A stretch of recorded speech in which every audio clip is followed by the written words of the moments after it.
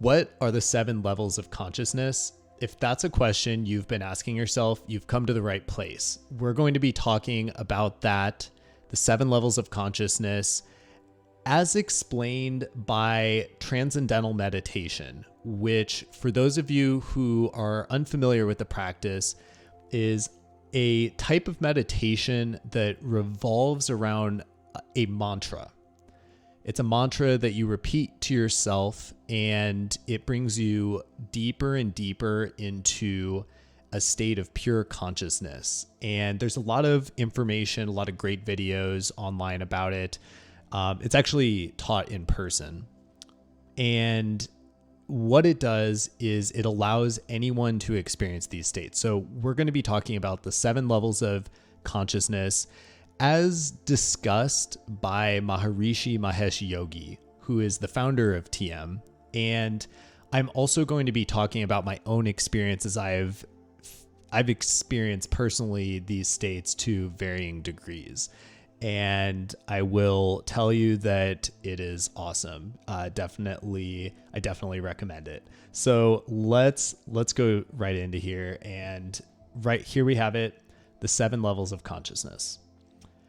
The first 3 are experiences that every human has, and they pretty much go without explanation. And they are waking consciousness, sleeping consciousness, and dreaming consciousness. And these 3 are really just part of the normal human nervous system. And one thing that you're going to hear me explain throughout this video is how the nervous system plays a role in all of these different states of consciousness we have.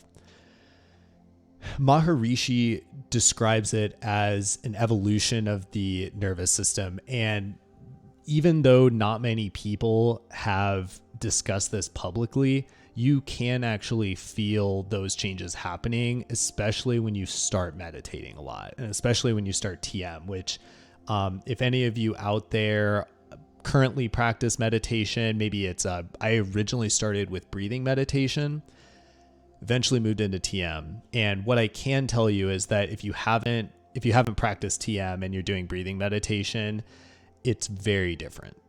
So that's really a topic for another time. If you'd like me to go into that in another video, let me know in the comments. I can definitely do that. And so, moving beyond these first 3 states, because this is where it starts to get really interesting. The 4th state of consciousness is transcendental consciousness. And as I go through these, I'm going to explain what they actually feel like insofar as the experiences I've had. So transcendental consciousness is a state beyond waking consciousness where there are no thoughts.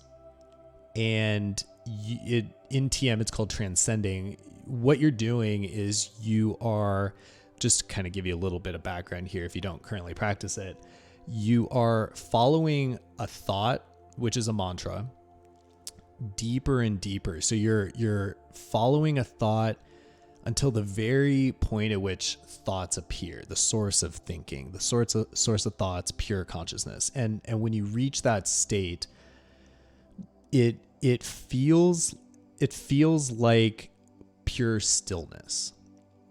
So you're in complete emptiness. It's empty. It's still. There is no sense of time. There is no sense of space at its deepest level. And that's transcendental consciousness. And the benefit here is that you are accessing that point of pure consciousness. Now, what is pure consciousness? And Anna says the audio is good now. I'm glad to hear that. For those of you who weren't part of the original live stream, my bit rate was off, and it made me sound like a robot. So we're good now. So transcendental consciousness, when you go into these deep states, what you're doing is you are accessing something that's infinite. And so you start to get an understanding of what infinity is. Some people call infinity God. some people, the unfortunate part of this is that in most typical religions, people never really get to experience it.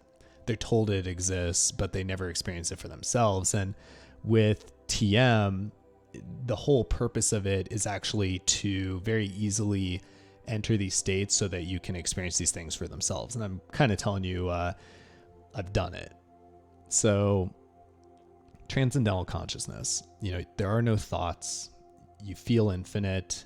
You also feel nothingness. And to explain it is very difficult. Now, in these same states, I don't think that this is actually transcendental consciousness, but what I'll tell you is that another state of consciousness you can have within that is a state of pure light and bliss. And one thing that Maharishi also talks about a lot is this idea of bliss consciousness, which is not here. And it's really another term for pure consciousness. And it's just reflecting the fact that people tend to feel a sense of pure bliss when they reach that state.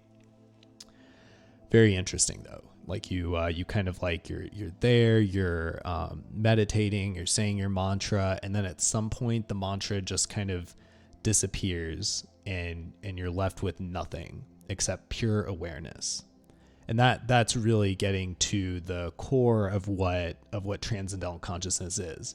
It's no thoughts, it's no perceptions, it's no time, no space. It's just pure awareness. It's what you can sense is life. You experience infinite life, which is pretty interesting. I used to be a hardcore atheist, by the way. So moving on from transcendental consciousness, we have cosmic consciousness. And cosmic consciousness is sort of the evolution past transcendental consciousness. A commonly cited example is all of this is kind of like taking a rag and dipping it into a bucket of yellow paint. And every time you dip it, it becomes it's a very like weak yellow paint. So every time you dip it, it becomes a little more yellow, and then you leave it out and it becomes a little less yellow. But every time you dip it, it becomes more and more yellow until it's a yellow cloth. And that's kind of the idea here is as you continue practicing TM, you're reaching this state of transcendental consciousness. What happens is that starts to get remembered by your body. More specifically, your nervous system is actually growing. It's growing new cells and new connections, both within your brain and throughout your body. And so it's taking that state that it feels in transcendental consciousness, and it's bringing it into your everyday life. That's what cosmic consciousness is. As you evolve that more and more, you will remember that you don't need to think all the time, and you will actually just stop thinking. You'll go through these 10-minute stretches throughout the day, which I do quite often now, where you just have no thoughts. And you just walk through your day, you do things as you normally would, but there are no thoughts. You might go on a walk, you're looking around, you're with your dog, and you're enjoying it, you're perceiving it, but again, there's no thinking, and there's a feeling inside your head of blocking the thinking out. Actually, that's my experience anyway. So not only are you just walking around, but you're gaining also that feeling of stillness actually in your brain. You can actually feel the stillness in your brain as you're experiencing what is called cosmic consciousness. And from a deeper level, cosmic consciousness is it's starting to go through your daily life without the actual normal circumstances of waking consciousness. So you're taking the TM, you're combining that with your waking state, and it now turns into cosmic consciousness. God consciousness, which has, I know, a very, touchy name here, but God consciousness is a continued iteration of cosmic consciousness. And so as you start to enter that state, you start to notice things in finer detail. You notice more things around you. You notice you're going on this walk. You notice the plants and the trees and the pathway and the mountains in the background and your dog. There's no thinking during this. And you're noticing every little bit of it in finer and finer detail. That, along with the fact that you are incorporating a feeling of infinity into more and more of those things, is what God consciousness is. So this is, again, a continued iteration beyond just the pure transcendental consciousness, which you are doing with your eyes closed, hopefully in a silent place so you can get really deep into it. And then you come out of the TM and you're back to normal life. Then, as you keep doing that, you move on to cosmic consciousness, where you take that same practice of TM, you continue developing your nervous system to the point where you are able to just walk through life, have the benefits of the transcendental consciousness through your life, and now into God consciousness, where you are noticing more and more of aspects of infinity in more things that you see. You're noticing them on a finer level. You're noticing them sort of like how you're following your thought deeper and deeper in meditation, and all the way until you reach the source of thoughts.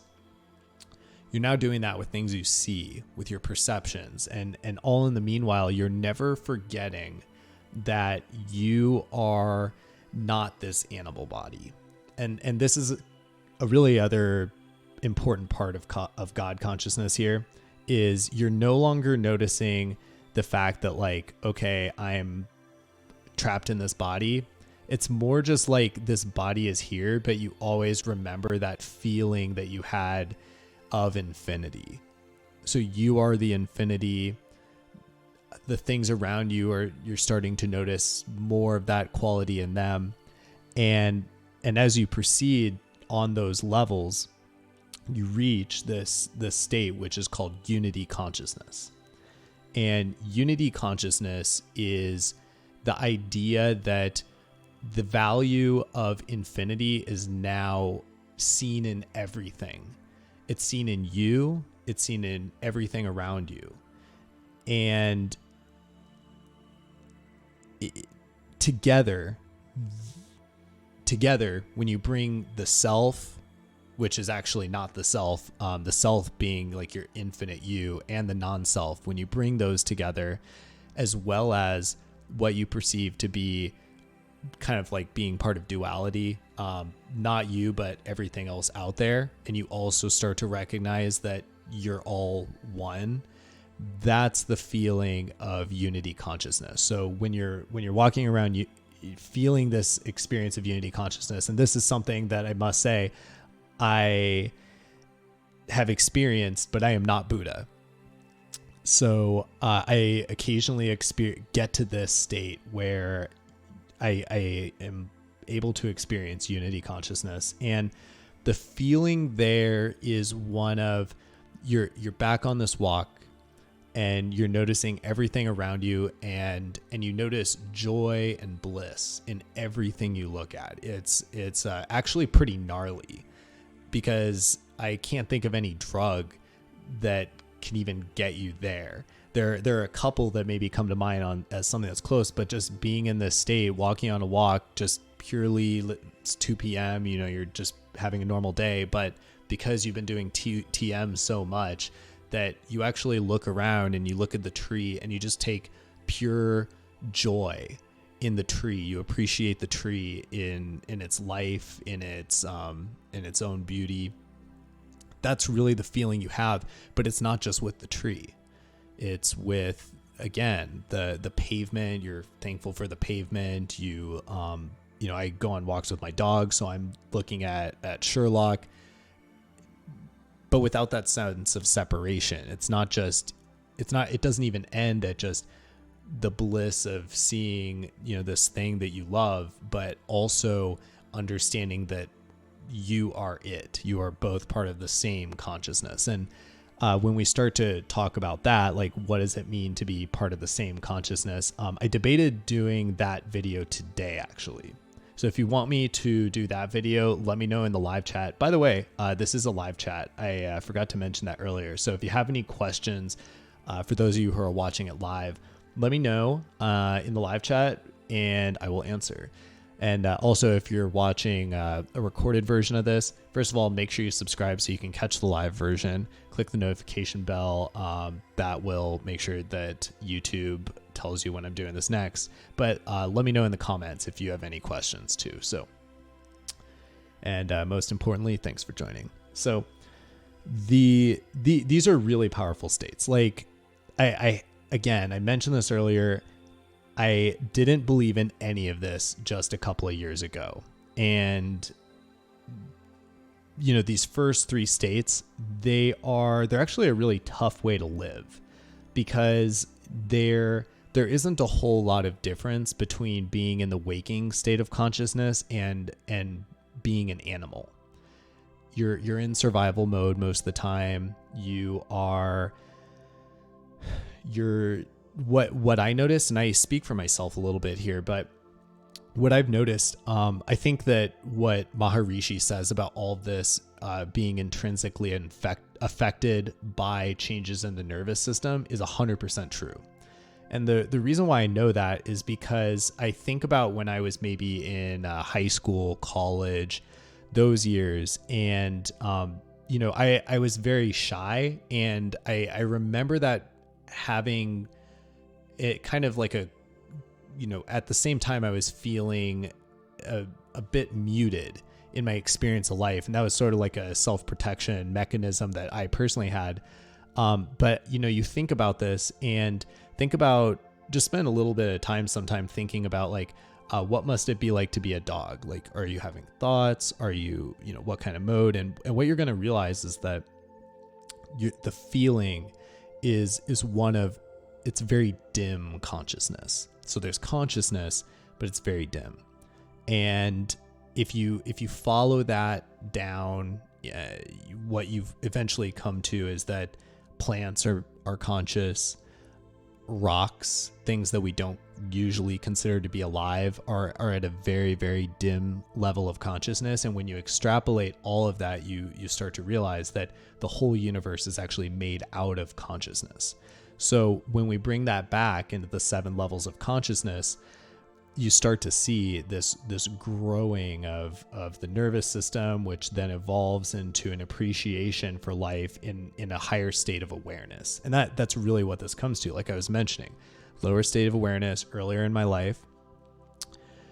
As I grow, it gets a little bit bigger, but then when I start specifically doing TM, boom, it shot way up. And so it makes sense, right? Because when you enter state number 4, you're entering that pure state where your body is effectively asleep, but your mind is completely awake.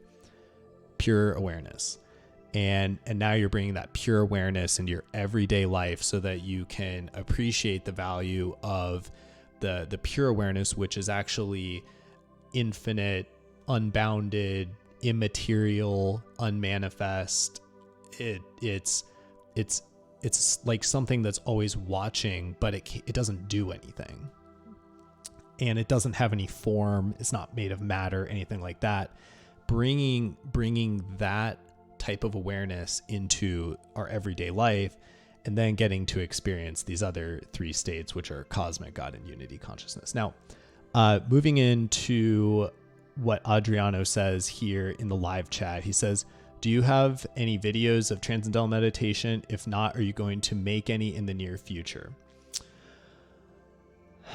Undecided. I am most likely going to do some more videos where I talk about TM, and I was actually writing a list to myself today of some topics I want to cover, which really dive more into what is consciousness based on my experience of those states. By the way, these are things that you can experience for yourself, and that's the best way to do it, because I can use all these words to try to do my best to explain the unexplainable, but the best thing you can do is learn TM. And so on your question, the thing about TM is that it's actually taught in person. And I actually used to not like that aspect of it, and it made me a little bit skeptical to take the class. But I have to say that it's worth it, and it's really the only way that TM is taught. So if you're interested in learning TM, I have no benefit from you doing it other than the world gets a little bit better, but I have no financial incentive in you taking TM classes, but I highly recommend it. It was a life changer for me, and I had already been meditating before, and what I can say is that I just kind of assumed that like Buddhist meditation is, TM is just another type of meditation, another type of similar to Buddhist. No, it's literally like going up into the mountains in Nepal in the Himalayas for 12 years and then studying under a yogi for all that time and then learning everything you would learn there, and you learn that in 5 lessons. It's pretty amazing, just like this system that they created. So, and the main difference here is that it's mantra meditation, but they really also do a good job of explaining to you what's happening. And I think that's what's missing in definitely most meditation. There are 2 things here where you're not really able to get most of this TM on YouTube today. The first thing is that there are no videos. No one, it's something that's taught in person. So it'd be really hard to do that on YouTube. The second is that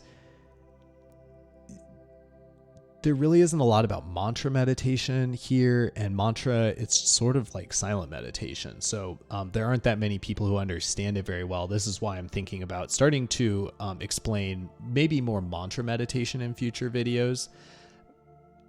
And I kind of explained, I think, a really important part of it here today, which I'll repeat, which is the idea is that the mantra is a thought, and you're following the thought sort of like in its grossest state, let's just use the word one for now. So I'll teach you, something you might use. This isn't actually part of TM, but, you're saying one,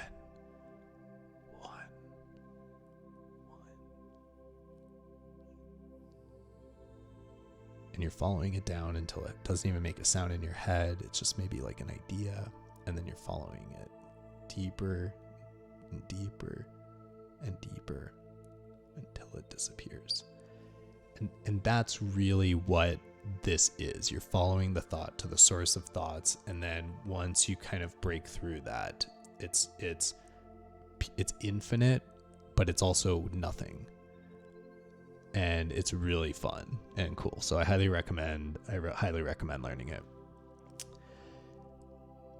Thank you for joining. And if you are interested in having me cover more of these topics, let me know in the comments different questions you have.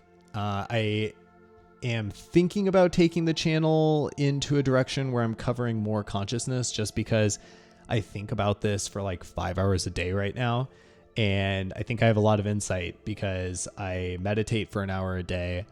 I, put a lot of thought into, for instance, does the mind create consciousness, or did consciousness create the mind? That's a question right there that we could potentially answer. And, these are all, I think these are really important things, because even though I would even say that they don't have tangible, like I would like to say that they don't have tangible value because, I don't know, but that's what a lot of people say, but actually they do, because what all these topics lead into is finding your purpose. So, whether you are an entrepreneur or you're looking for, maybe you're having a rough time in your life right now and you're looking for that kind of purpose, or you're just interested in meditation, this is a practice that I found to really help you get there and understand it better, because a lot of people on YouTube right now talk about purpose from the standpoint of, go out and do something that you find meaningful, and what is it to have meaning, and money, isn't going to get you there. And that part is certainly true. But what I find is that it's the insights you get from experiencing pure consciousness, infinity. Like if you experience infinity, your sense of purpose is going to change completely. That's what happened to me. So there's that first element of what is it like to be infinite, and what does that mean for why I'm here? Why are you here if you are also infinite? And so as you start to experience that for yourself, and then as you're also reaching some of these other levels periodically, cosmic consciousness, God consciousness, unity consciousness, where everything around you, you're going on these walks or you're driving in your car and you just start to notice every detail of everything around you, and you feel pure connection and bliss to it. That feeling will not only start to create a new kind of purpose in your life, but it'll also keep you really happy in tough times. And that's the other side of this that I think has been a really big game changer for me is, especially for me being an entrepreneur, there are times where things, you're having these like great highs, like things are going really well. And then something happens, you go into the pit of despair. And this can keep you out of it, because even though it's still sometimes hard, you can remember what it felt like to be in those other states, and you can just instantly incorporate it and kind of remember, and you come back, you rebound really quickly. And so that's why I think this is a really practical skill to learn. And what I'm explaining here is kind of the science behind that practical skill. So those are the 7 levels of consciousness. And if you found this video interesting, please give it a like. Let me know in the comments if you practice TM or any other type of meditation, mantra meditation especially. And let me know your thoughts. Like, have you experienced any of these levels of consciousness yourself? I'd love to meet some of you, because there are millions of people out there who are experiencing this, and it's not only people who practice TM. That's just what I've found to be the easiest way to get there. So that is it for this episode. Thanks so much for joining, and until next time, stay visionary and keep meditating.